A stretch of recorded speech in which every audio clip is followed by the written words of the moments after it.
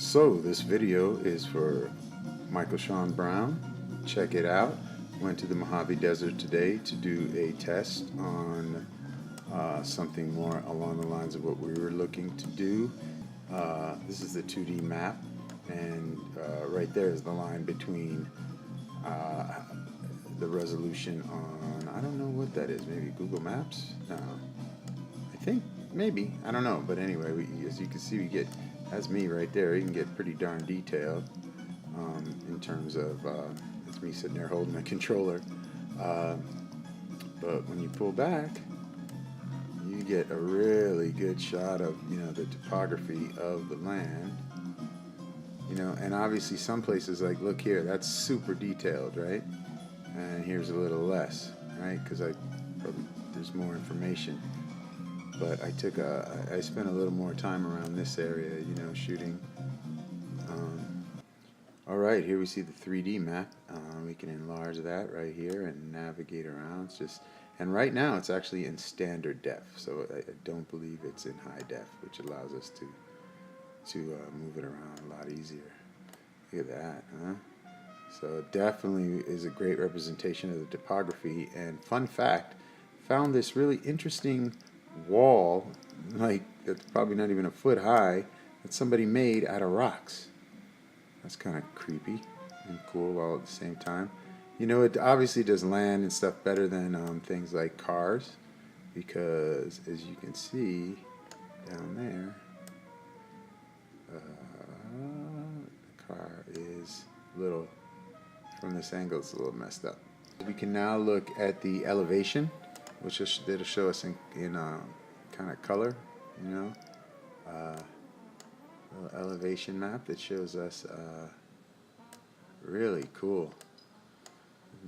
Judge water runoff, or where to plant, or a lot of stuff. Oh yeah, and then the other map it'll bring up is plant health. So clearly the area that's green is where plants are surviving, and the area that's red is death, like the road, interestingly enough. Yeah, obviously there's a lot more plants on this side of the building. And one of the things I realized is you can do a lot of different stuff with this. So say we go back to the 3D model or even the 2D map, and we go on the left here, we can set a location. So that's a point, and we can name that point, and then we could do stuff like take our we'll name that point Knob, like Knob Hill, right? Let's see if it'll give us a name when we go over it.